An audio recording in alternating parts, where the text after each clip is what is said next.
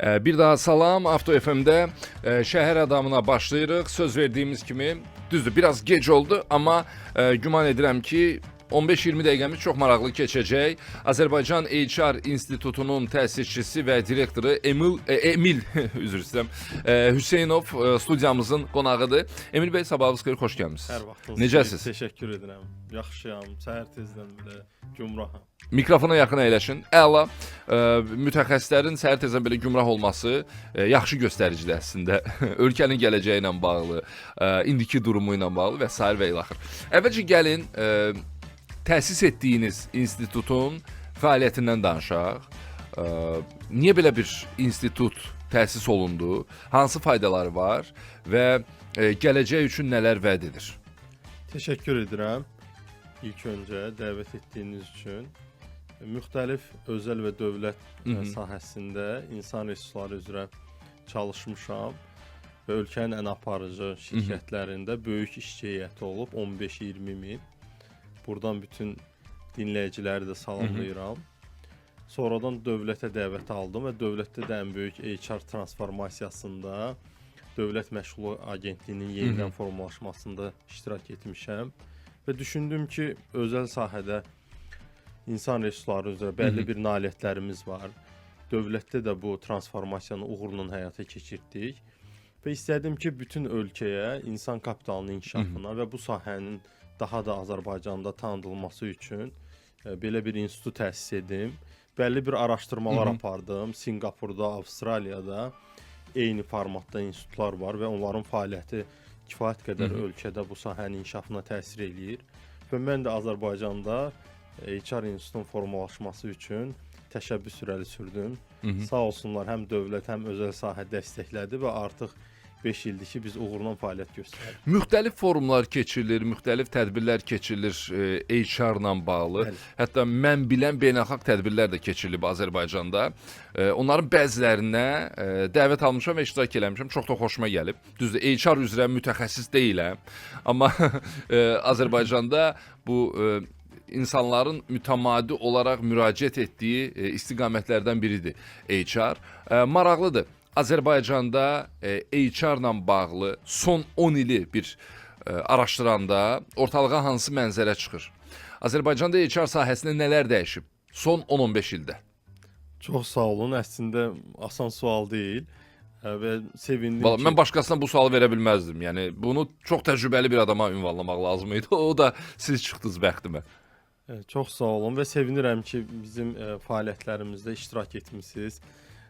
Bu bizi sevindirir. HR olmayanların da həm izləməsi, həm bu sahədə bizimlə çiyin-çiyinə fəaliyyət göstərməsi. Azərbaycanda elə insan resurslarının, HR-ın, strateji HR-ın inkişafına biz baxsaq, bu elə son 7-8 il əhatə edir. Bu da böyük şirkətlərin ilk olaraq HR sistemlərinə qoyduqları investisiya və bu sistemin faydasından irəli gəlir. Bu sahə ilə bağlı son illərdə bir çox böyük işlər görülüb və Azərbaycan HR İnstitutu olaraq da biz bu işlərin lokomotivi rolunu oynayırıq. Bildiyiniz kimi Cənab Prezident tərəfindən sosial-iqtisadi inkişafa dair milli prioritetlər var. Azərbaycan 2030 sənədi və həmin sənədin də 3-cü milli prioriteti rəqabət qabiliyyətli insan kapitalı və müasir innovasiyalardır.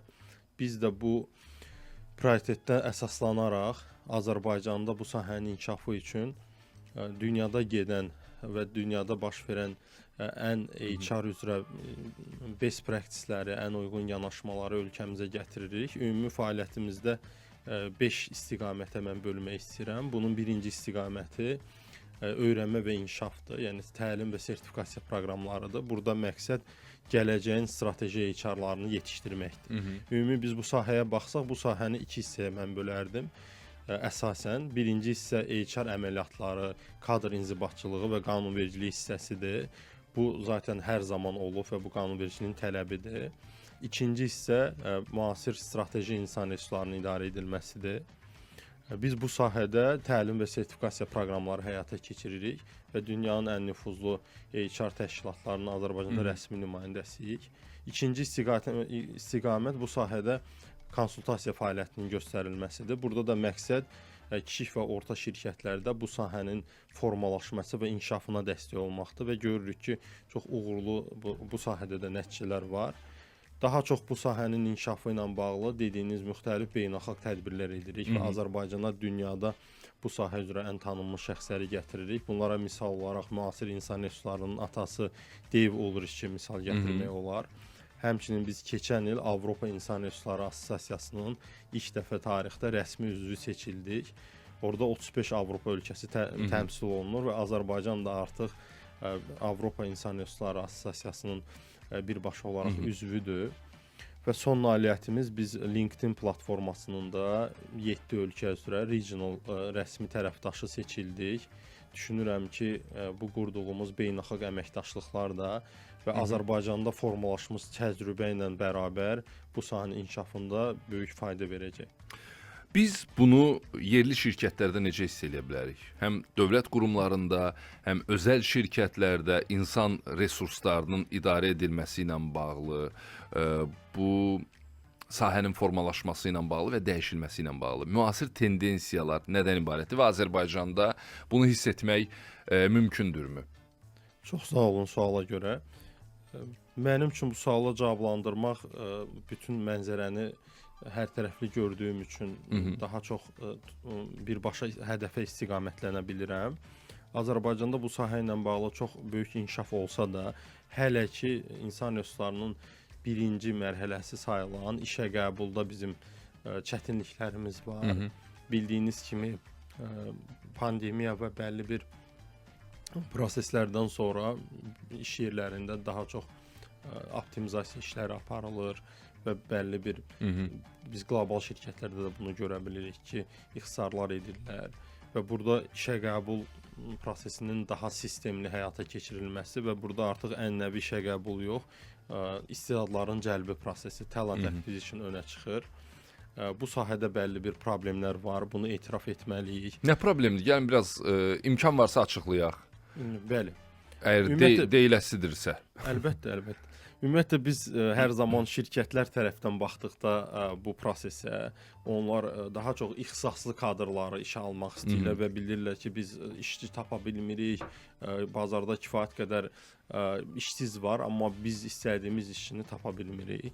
Siz işçilər tərəfdən baxsanız, onlar da bildirərlər ki, eyni şəkildə iş yerləri daha çox tanıdıqları, bəlli bir deyək ki, hallarda savadlı kadrı işə götürmək istəmirlər. Ümumi götürdükdə hər iki tərəfdə problemlər var.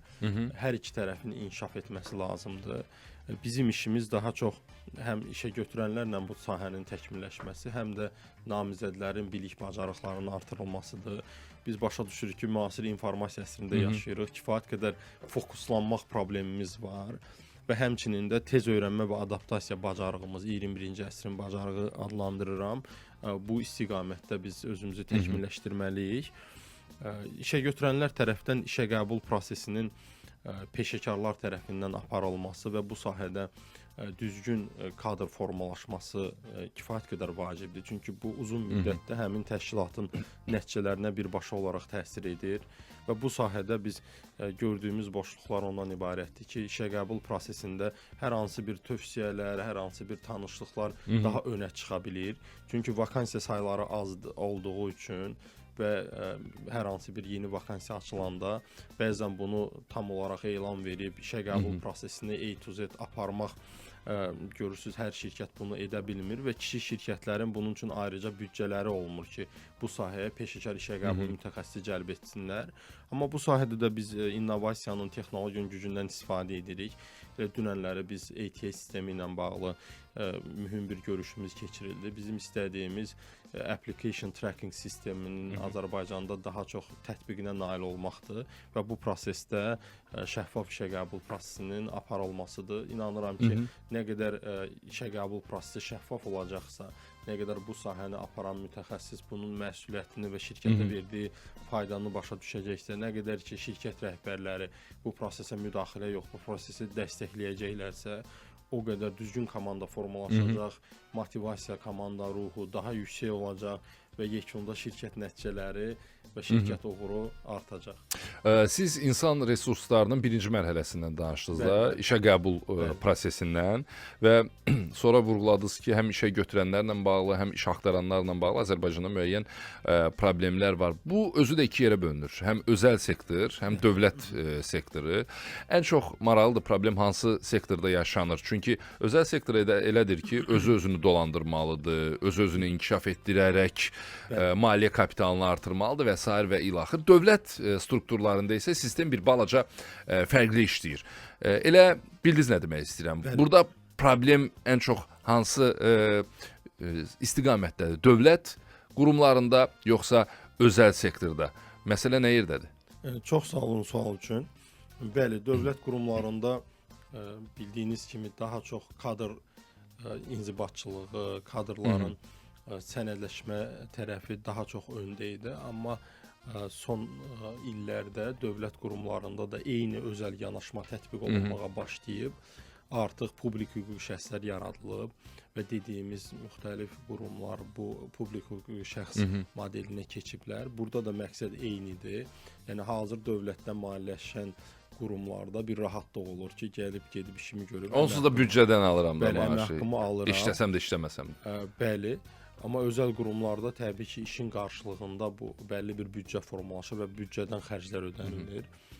Dövlət qurumlarında da artıq publik hüquqi şəxslərdə eyni şəkildə müasir insan resurslarının qurulması və tətbiqi prosesi gedir.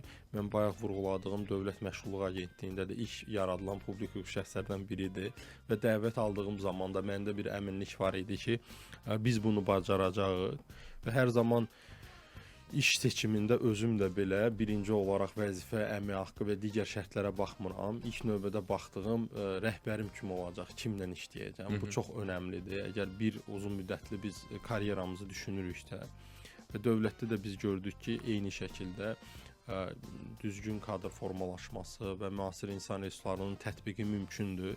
Asan deyil, amma bunun üçün mütləq şəkildə həmin HR menecerində idarə etmə qabiliyyəti güclü olmalıdır ki, o bəlli bir rəhbər heyətlərlə bu prosesi əsaslandıra bilsin və bunu sözdə yox, bunu rəqəmlərlə, data ilə göstərə bilsin. Ümumi götürdükdə mənim üçün insan resurslarının inkişafında ən önəmli məqam hər hansı bir beynəlxalq ekspertin gəlib burada sistem qurması deyil və yaxud hər hansı bir hazır sistemin burada tətbiq olunması deyil. Biz praktikada görmüşük ki, ən uğurlu sistemlər, SAP olsun, Oracle olsun, tətbiq olunanda belə yüksək nəticələr almaq olmur bəzən. Ən önəmli olan düzgün korporativ mədəniyyətin formalaşmasıdır. Və işlədiyim hər yerdə işə qəbul və korporativ mədəniyyət istiqamətinə xüsusi önəm vermişəm. Çünki korporativ mədəniyyətin ana sütunu ədalətli yanaşmadır və korporativ mədəniyyətin güzgüsü də rəhbər heyətdir. Ona görə heç vaxt yəni mütəxəssis heyətində, orta heyətdə biz hər hansı bir HR sistemlərinin tətbiqində çətinlik yaşamırıq. Yəni hər hansı bir qaydadır, sistemdir tətbiq olunursa, mütəxəssis heyət bunu çox yaxşı qavrayır və proses apara bilir. Bizim hər zaman toqquşduğumuz və bəlli bir müqavimət gördüyümüz rəhbər heyət olur. Nə müqavimət göstərirlər və niyə müqavimət göstərirlər? Çünki dəyişikliklər hər zaman asan da olmur. Əgər mən sadə bir misaldan deyim ki, hər hansı bir quruma təyinat alıram və həmin qurumda və yaxud şirkətdə işə qəbul öncələr bəlli bir rəhbər heyət tərəfindən həyata keçirilib və onların prosesə birbaşa olaraq nəzarəti olur. Yəni filan kəsi işə götürün. Ümumi desək, prosesi özləri aparıblar və düşünüblər ki, HR sənəd işini görür, kadr alımıdırsa və yaxud hər hansı bir tədbirdirsə bunu rəhbər heyət biz görməliyik. Bu, yəni öncələr normal yanaşmaydı, amma biz HR olaraq həmin müəssisəyə gəliriksə, biz bu funksiyanın birbaşa olaraq dediyim qaydalarla, sistemlə HR tərəfindən idarə olunmasını təbii ki, bu prosesi başlayırıq və belə olduğu halda bəlli bir bildiyiniz kimi maraqların toqquşması olur. Çünki biz bu prosesi bəlli bir vakansiya elanıdır, üzərindən namizədlərin müraciətləridir, həmin namizədlərin müraciətlərindən uyğun olanların dəvət olunmasıdır, müsahibədir, test mərhələsidir, işə qəbul komissiyasıdır bu proseslərin nəticəsində işə alırıq və burada bias halları ortadan qalxmış olur.